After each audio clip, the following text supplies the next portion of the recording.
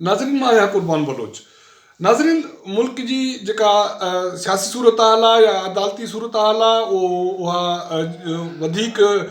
शिदत अख़्तियार पई कंदी वञे ऐं इदारनि में जेका छिकताण वारी कैफ़ियत उहा वधीक महसूसु थिए पई। इस्लामाबाद गादी वारे शहर में अॻूणे डिक्टेटर जनरल परवेज़ मुशर्रफ जे आइन सां संगीन गद्दारी केस में अॼु ख़ुसूसी अदालत जो तफ़सीली फ़ैसिलो आयो आहे। उन में सख़्तु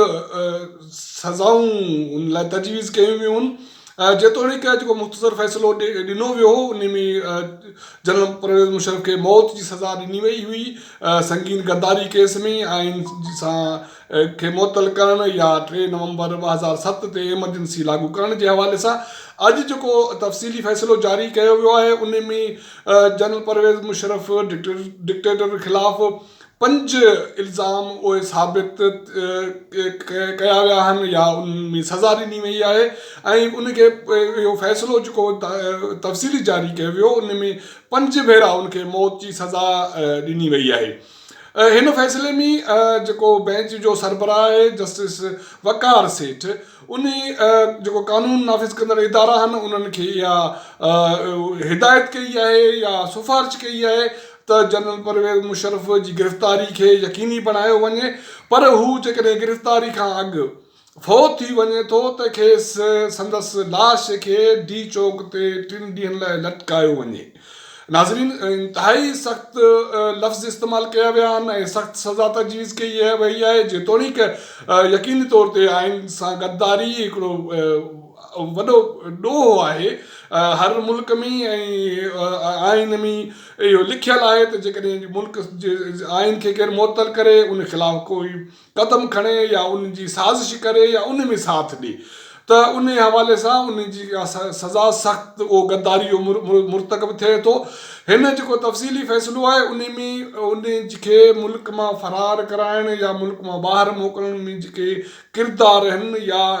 एमरजेंसी लागू करण वारनि किरदारनि उन्हनि जे हवाले सां बि सज़ाऊं तजवीज़ कयूं वियूं आहिनि। हिन जेको ख़ुसूसी अदालत जो फ़ैसिलो आहे उन खां पोइ DGISPR major general Asif Ghafoor press conference कई आहे हंगामी बुनियादनि ते उन मीडिया सां जेतोणीकि मुख़्तसिर ॻाल्हि ॿोल कई आहे, पर हुन इहो चयो आहे त जेको तफ़सीली फ़ैसिलो आयो उन खां पोइ जेके इन फ़ैसिले जे हवाले सां जेके ख़दशा हुया उहे वधीक मज़बूत थी विया आहिनि ऐं ईअं लॻे पियो त इदारनि खे विढ़ाइण जे हवाले सां जेके क़दम खयां विया आहिनि या साज़िश कई पई वञे। मुल्क ख़िलाफ़ु परॾेही साज़िशूं जारी हुयूं, हाणे अंदरूनी बि आहिनि ऐं मुल्क इहो ई सबबु आहे त जेको असांजो अज़ली दुश्मन आहे या पाड़ेसरी मुल्क आहे भारत उन जे फ़ौज जे सरबराह तरफ़ां बि धमकियूं ताज़ियूं ॾिनियूं वयूं आहिनि ऐं LOC जी ख़िलाफ़ वर्ज़ी बि कई वई आहे। फ़ौज जे तर्जुमान जो इहो चवणु हुयो त ही साज़िशूं आहिनि मुल्क जे पाकिस्तान जे ख़िलाफ़ु ऐं पर फ़ौज इहा वाज़ी करे थी त पाकिस्तान अवल आहे ऐं उहा ई अवलीन आहे, कोई फ़र्द कोई इदारा पोइ जी ॻाल्हि आहिनि। हुन इहो वाज़ी कयो आहे त मुल्क जे ख़िलाफ़ु जेका बि साज़िश कई वेंदी उन खे उहो अंदरूनी हुजे या बैरूनी साज़िश हुजे उन खे यकीनी तौर ते नाकाम बणायो वेंदो ऐं मुल्क में इदारनि खे जेके विढ़ाइण वारी साज़िश आहे उन खे नाकाम बणायो वेंदो। हुन इहो इंकशाफ़ कयो आहे या इतराफ़ करे ॿुधाईंदो आहे मीडिया वारनि खे ॿुधायो आहे त general chief of army staff Qamar Javed Bajwa जी वज़ीर आज़म सां ॻाल्हि ॿोल थी आहे, तफ़सीली ॻाल्हि थी आहे मौजूदा सूरत हाल जे हवाले सां ऐं उन में जेके फ़ैसिला कया विया आहिनि उन बाबति जेका हुकूमत उन जो ऐलान कंदी उन फ़ौज जे तर्जुमान जी प्रेस कॉन्फ्रेंस खां पोइ जंहिंमें उन इहो वाज़े पैगाम ॾिनो त फ़ौज मुल्क जे ख़िलाफ़ु जेके साज़िशूं उन्हनि खे कामयाबु थियणु न ॾिनो वेंदो। उन खां पोइ फ़ौज जे पाकिस्तान हुकूमत जे नुमाइंदनि वज़ीर आज़म जे सूदसमा बाबति ख़ुसूसी मुआविन डॉक्टर फिरदौस आशिक़ अवान, कानून वारे वफ़ाक़ी वज़ीर फ़रोग़ नसीम ऐं इत्साब बाबति जेको सलाहकार आहे शहज़ाद अकबर उन प्रेस कॉन्फ्रेंस कई आहे। उन्हनि बि जेको ख़ुसूसी अदालत जो फ़ैसिलो आहे उन ते छो छॾिया आहिनि ऐं उन ते इंतिहाई उन्हनि बि कावड़ जो इज़हार कयो आहे ऐं उन ते नापसंदगी जो इज़हार कयो आहे। हुन इन फ़ैसिले जे हवाले सां यकीनी तौर ते उन्हनि जेके बि जेके ॻाल्हियूं कयूं उन्हनि जो चवणु आहे त हुननि खे फ़ैसिलो पढ़ी उन्हनि खे इंतिहाई उन्हनि खे तशवीश थी आहे ऐं उन्हनि चीफ जस्टिस ऑफ पाकिस्तान खे दरख़्वास्त कई आहे त जेको ख़ुसूसी अदालत जो जेको बेंच जो जेको सरबराह हो जस्टिस वक़ार सेठ उनखे फौरी तौर ते कमु करण खां रोकियो वञे। उन सां गॾोगॾु जेको हुकूमती नुमाइंदनि जेका प्रेस कॉन्फ्रेंस कई उन में इहो ऐलान कयो आहे त जस्टिस